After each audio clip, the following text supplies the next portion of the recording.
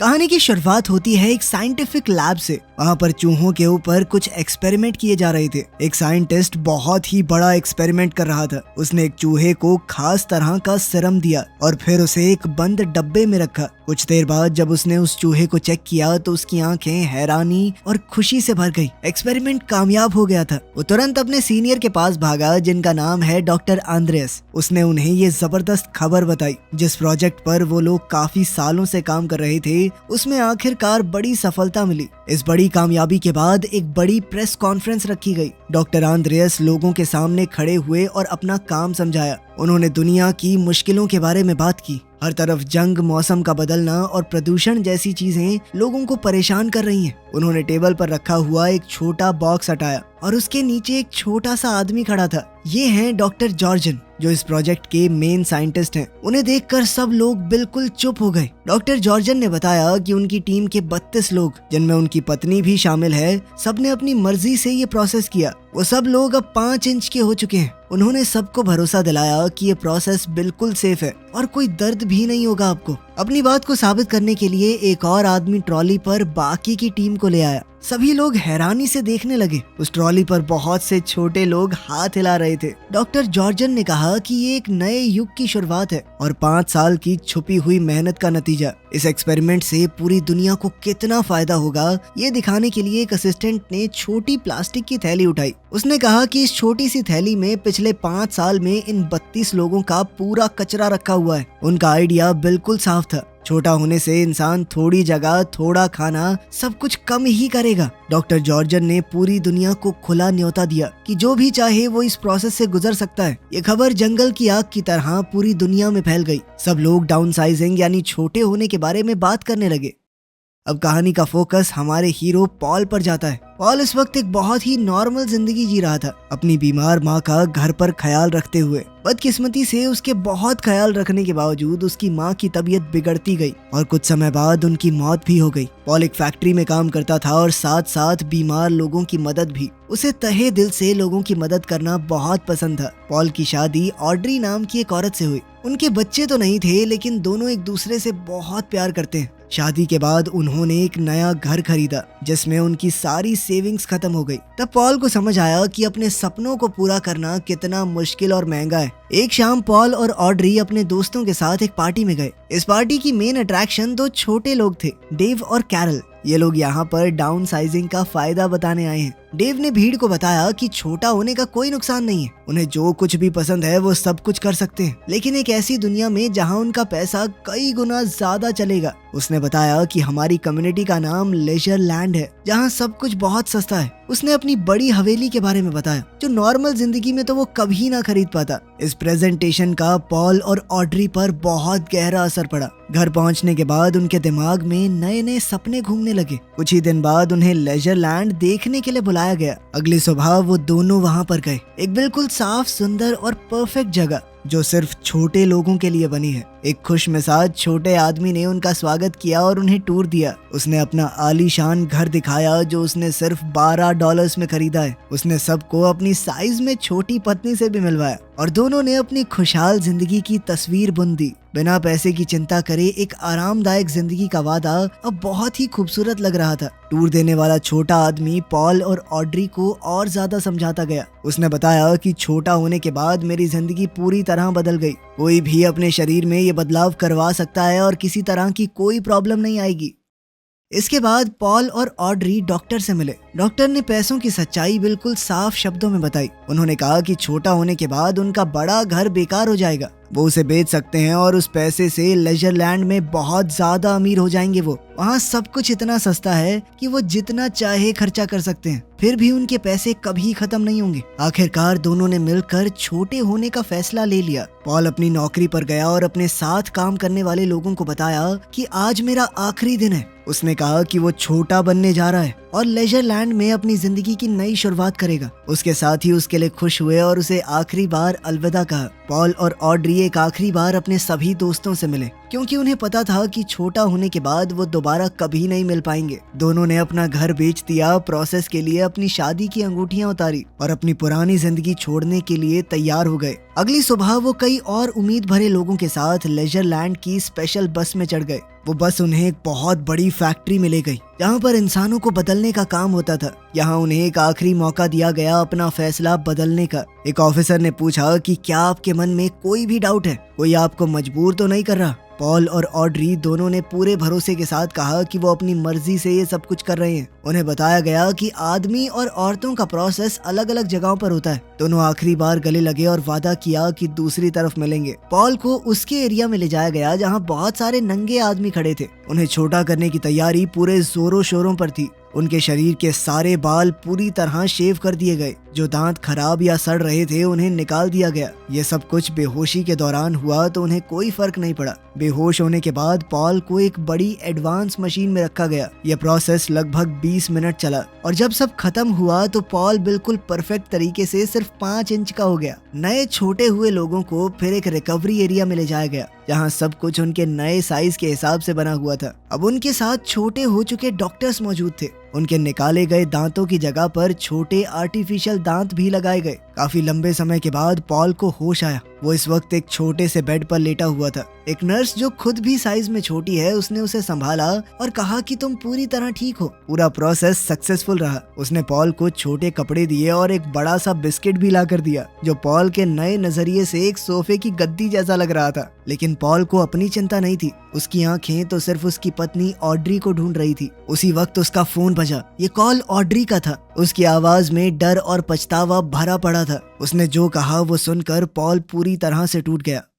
दरअसल वो आखिरी प्रोसीजर के दौरान बहुत ज्यादा डर गई। जब उसने अपने बाल शेव होते हुए देखे तो वो सह नहीं पाई। उसने इस प्रोसेस से पीछे हटने का फैसला किया और फैसिलिटी छोड़कर चली गई। और वहीं पॉल ने पूरा प्रोसीजर करवा लिया। वो बस 5 इंच का था। इस छोटी दुनिया में वो बिना अपनी पत्नी के अकेला क्या करेगा? पॉल ने अपनी पत्नी से भीख मांगी, कहा कि प्लीज वापस आ जाओ। कोई दिक्कत नहीं है, मैंने तो पूरा प्रोसेस करवाया है, आसानी से सब कुछ हो जाएगा, बाल दोबारा उग जाएंगे। लेकिन ऑड्री ने पक्का फैसला कर लिया था। उसने साफ कहा कि उसे बहुत डर लग रहा है, वो वापस नहीं आएगी। आखिरी बार अलविदा कहते हुए उसने फोन काट दिया। पॉल बिल्कुल अकेला रह गया। वो हमेशा के लिए 5 इंच का हो गया था। उसका दिल पूरी तरह टूट गया था। उसकी इस परफेक्ट नई जिंदगी का सपना शुरू होने से पहले ही बिखर गया। वो बहुत ज्यादा उदास रहने लगा। अपने बड़े और आलीशान बंगले में रहने के बावजूद वो बिल्कुल अकेला महसूस कर रहा था। जल्द ही उनकी शादी की अंगूठियां उसे भेजी गई। उन्हें देखकर, जो उसके साइज के हिसाब से बहुत ज्यादा बड़ी हैं, उसका दर्द और ज्यादा गहरा हो गया।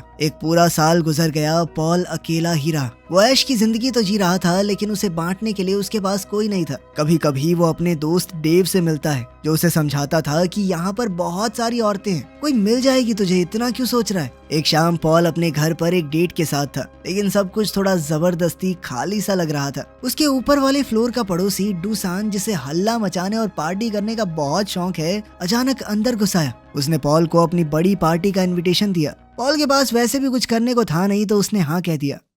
अगली रात पॉल डूसान की शानदार पार्टी में गया, एक बड़ा गुलाब गिफ्ट के रूप में लेकर। डूसान उसे देखकर बहुत खुश हुआ। उसने कहा कि खुलकर पी, बहुत लड़कियां आएंगी यहाँ पे, पटा ले किसी और को, भूल जा अपनी बीवी को भाई। लेकिन पॉल किसी से कनेक्शन नहीं बना पाया। उसने रात भर शराब पी, झांझ में डांस किया और आखिरकार बेहोश होकर गिर पड़ा। सुबह तक पार्टी खत्म हो चुकी थी। सिर्फ पॉल और दुसान फैले हुए सामान वाले फ्लैट में पड़े हुए हैं। अगली सुबह सफाई करने वाली टीम आई। दुसान इतना अमीर है कि वो सारा काम बाकी लोगों से करवाता है। पॉल जब हैंगओवर और घूमते दिमाग के साथ उठा तो उसकी नजर एक सफाई करने वाली औरत पर पड़ी। उसने उसे पहचान लिया। वो तो सारा है, वियतनाम की एक बहुत मशहूर एक्टिविस्ट, जिसे पॉल ने 1 साल पहले न्यूज में देखा था। उस रिपोर्ट में दिखाया गया कि वियतनाम में छोटे लोगों की पूरी बस्ती बर्बाद हो गई थी और वो अकेली बची थी वहाँ से। उस घटना में उसकी एक टांग चली गई और अब वो एक नकली टांग का इस्तेमाल करती थी। पॉल उसके पास गया। उसे देखकर बहुत हैरानी हुई कि इस तरह का काम एक मशहूर औरत क्यों कर रही है। उसने कहा कि मैं तुम्हारी कहानी जानता हूँ,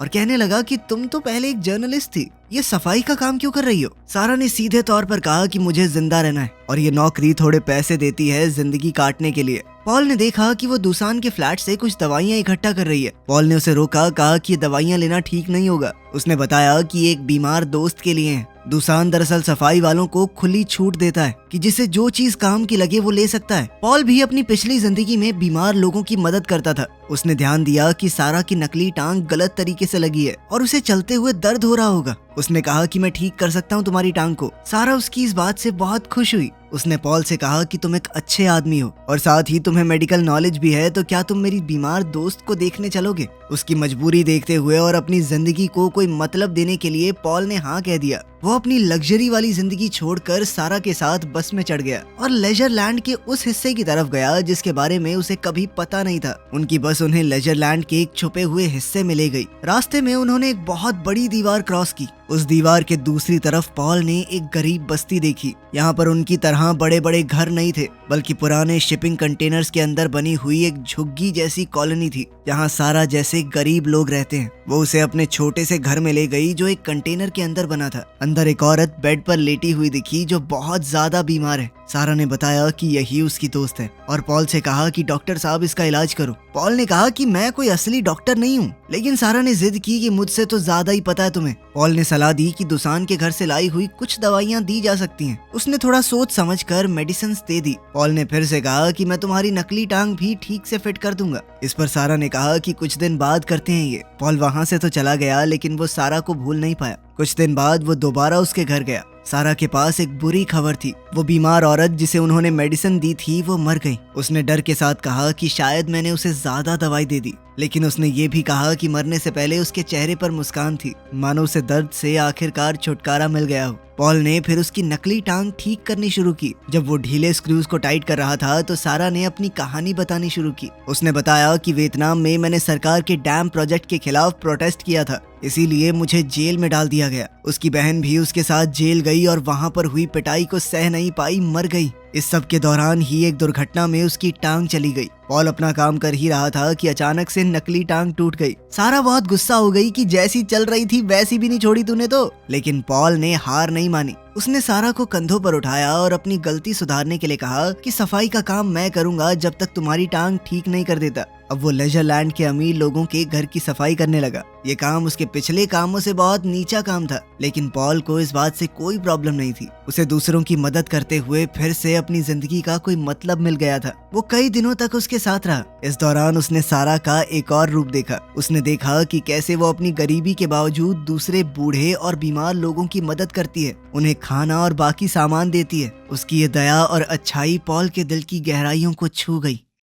एक दिन जब दोनों मिलकर दूसान का फ्लैट साफ कर रहे थे, दूसान ने पॉल को देखा और हंस दिया। उसने मजाक किया कि पहले यहाँ हवेली के मालिक थे और अब साफ सफाई वाले, क्या चल रहा है भाई? पॉल ने सिर्फ इतना कहा कि लंबी कहानी है, फिर कभी सुनाऊंगा। दूसान भी समझ गया था कि जो भी है मेरा दोस्त खुश तो लग रहा है। दूसान इस वक्त एक दूसरे आदमी के साथ नॉर्वे जाने के एक सीक्रेट और बहुत ज्यादा पैसे मिलने वाले मिशन के बारे में बात कर रहा था। दूसान ने पॉल को भी साथ चलने को कहा। जब सारा ने ये सुना तो उसने तुरंत कहा कि अगर पॉल जा रहा है तो मैं भी जाऊंगी। पॉल ने कहा कि ये खतरनाक हो सकता है, लेकिन सारा ने अपना फैसला नहीं बदला। उसने कहा कि नॉर्वे जाना उसका पुराना सपना है। आखिरकार पॉल, सारा, दूसान और उसका साथी एक खास बोट में चढ़े और समुद्र के लंबे सफर पर निकल गए। इस सफर के दौरान पॉल की मुलाकात डाउन साइजिंग प्रोजेक्ट के असली इन्वेंटर डॉक्टर जॉर्जन से हुई और उनकी पत्नी एनी से भी। वो दोनों भी इस मिशन पर जा रहे थे। डॉक्टर जॉर्जन ने पॉल को एक भयानक सच बताया। उन्होंने कहा कि पिघलते ग्लेशियर्स के अंदर से बहुत ज्यादा मीथेन गैस निकल रही है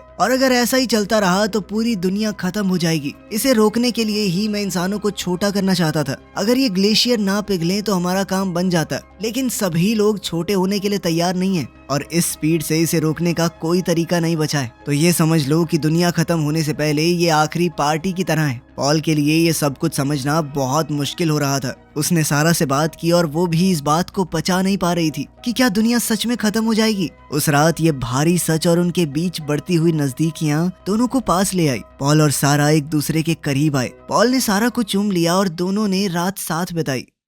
एक लंबे सफर के बाद उनका ग्रुप नॉर्वे पहुंच गया। वहाँ उन्हें छोटे लोगों की एक प्यारी सी कम्युनिटी मिली जो नेचर के साथ बिल्कुल शांति से रह रही थी। लेजर लैंड की तरह दीवारें और अलग अलग रहने का सिस्टम यहाँ पर नहीं है। वहाँ के लोग डॉक्टर जॉर्जन और उनकी पत्नी को देखकर बहुत खुश हुए। कम्युनिटी की एक औरत पॉल को घुमाने ले गई। वो उसे एक बड़े पहाड़ के अंदर बनी एक बहुत बड़ी टनल के पास ले गई। उसने बताया कि यही उनकी जिंदा रहने की आखिरी उम्मीद है। पहाड़ के लगभग 2 किलोमीटर नीचे एक बहुत बड़ा अंडरग्राउंड बंकर बना हुआ है। अंदर एक ऐसी जगह बनाई गई है जहाँ खाने और पानी की कभी कमी नहीं पड़ेगी। कुछ चुने हुए लोग 8000 साल तक जमीन के नीचे रहेंगे, जब तक ऊपर की दुनिया दोबारा से रहने लायक नहीं बन जाती। उन्होंने खाना, पानी और जरूरी चीजों का पूरा सामान स्टॉक कर रखा था। इंसानी प्रजाति को वो खत्म नहीं होने देंगे। ये सब सुनकर पॉल के अंदर एक नया जज्बा आ गया। उसे लगा कि अगर वो अंदर गया तो उसकी जिंदगी किसी काम में आएगी। उसने खुशी खुशी सारा को बताया कि मैंने बंकर में जाने का फैसला कर लिया है। उसे लग रहा था कि वो इंसानों को बचाने में अपना योगदान दे पाएगा, लेकिन सारा का दिल टूट गया। वो गुस्से में आ गई। उसने पॉल से पूछा कि हमारे बीच जो कुछ भी हुआ उसके बाद तुम मुझे कैसे छोड़ सकते हो। उसने पूछा कि क्या तुम बस टाइम पास कर रहे थे मेरे साथ, सच में प्यार नहीं करते मुझसे। इस बात का पॉल ने कोई सीधा जवाब नहीं दिया। पॉल अपनी बात पर अड़ा रहा कि मुझे अंदर जाना ही है, यही रास्ता है मेरा। पॉल की इन बातों ने सारा को तोड़ दिया। वो रो पड़ी। पॉल ने दुसान को भी अपना फैसला बताया। दुसान ने कहा कि तू ऊपर रहकर भी तो लोगों की मदद कर सकता है, लेकिन पॉल ने अपना मन बना लिया था। जब बंकर में जाने का वक्त हुआ तो सभी लोग एक साथ सूरज को ढलते हुए देखने लगे। वो जानते थे कि अपनी जिंदगी में दोबारा कभी सूरज नहीं देख पाएंगे। पॉल ने सबको अलविदा कहा। उसकी और सारा की आंखें मिली। सारा बिना कुछ बोले उसे रुकने के लिए कह रही थी, लेकिन पॉल ने पीछे नहीं देखा और अंधेरी टनल के अंदर चला गया। लोगों ने लगभग 2 किलोमीटर लंबा ये रास्ता तय करना शुरू किया। अंदर अंधेरा था और उन्हें पूरी रात चलना होगा। पॉल लाइन के बिल्कुल लास्ट में चल रहा था। हर एक बढ़ते कदम के साथ पॉल का मन कमजोर होता गया। उसने सारा, दुसान और उन सभी रिश्तों के बारे में सोचा जो उसने बनाए थे। वो समझ गया था कि सिर्फ जिंदा रहना जिंदगी नहीं होती। अगर अपने लोग ही जिंदा नहीं रहेंगे तो वो जीकर क्या करेगा। बाहर सारा और दुसान टनल के एंट्रेंस पर खड़े थे, इस उम्मीद के साथ कि शायद पॉल लौट आएगा। तभी उन्होंने देखा कि अंधेरे से कोई बाहर आया। वो पॉल ही था। उसने अपना फैसला बदल लिया। दुसान हंसकर कहने लगा, मुझे पहले से पता था कहीं नहीं जाएगा तू। लेकिन पॉल सीधा सारा के पास गया। उसकी आंखों में आंखें डालकर उसने सच कहा कि मैं भी तुमसे प्यार करता हूँ। अब उन्होंने फालतू ऐश भरी जिंदगी छोड़कर लोगों की मदद करते हुए जिंदगी बिताने का फैसला किया। वीडियो पसंद आई तो लाइक कर देना, चैनल को सब्सक्राइब कर लेना। मिलते हैं अगली वीडियो में।